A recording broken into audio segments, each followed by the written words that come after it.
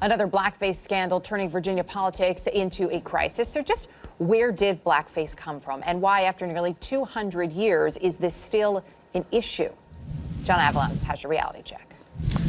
Look, I get that William Faulkner warned us that the past is never dead. It's not even past. But why in the world are we still bedeviled by something as stupid and cruel as blackface in 2019? In the past, we've seen Virginia Governor Ralph Northam resisting basically universal calls for his resignation after his medical school yearbook page was discovered showing someone in blackface next to a guy dressed as a member of the KKK. Then, in one of the worst press conferences in modern political history, the governor said he'd won a dance contest as Michael Jackson after applying shoe polish to his face. Not only that, this week, Virginia's Democratic AG Mark Herring copped to wearing blackface at a college party in 1980 while trying to apparently look like Curtis Blow. And then we found out that Virginia's Republican Senate Majority Leader Tom Normand edited 1968 Virginia Military Institute yearbook loaded with blackface, Confederate flags, and other racist tropes. It's been a big few months for belated blackface awareness. After all, Megyn Kelly torched her NBC gig after a cringeworthy conversation in which she couldn't quite get why blackface was bad. And just yesterday, Gucci was forced to pull a $900 sweater off the shelves because, well, just look at it. So let's do a Racism 101 reality check on blackface. You know the phrase Jim Crow? It was a common term for segregation laws that tried to roll back the results of the Civil War and resist civil rights for almost a century. But you might not know that Jim Crow was the name of a popular minstrel act in the 1800s, which was performed in blackface.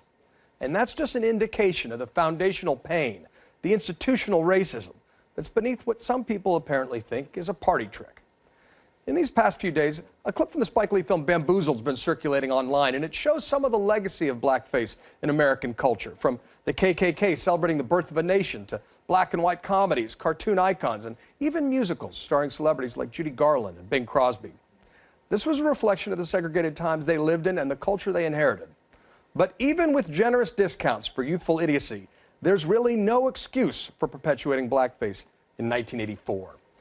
What we're seeing now is how much the scars of our history persist, often perpetuating hate under the more comforting labels of heritage or even humor. This is a teachable moment, but it is absurd that this lesson still needs to be taught.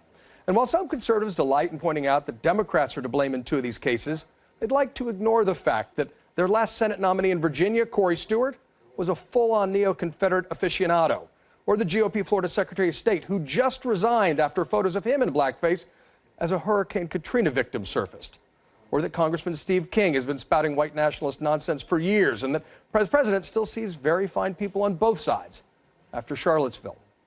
The toxic legacy of slavery and segregation flows downstream from our culture into our politics, but projecting current values on the past can be tricky business, just as demanding zero tolerance for long past mistakes can eliminate the virtues of learning and forgiveness.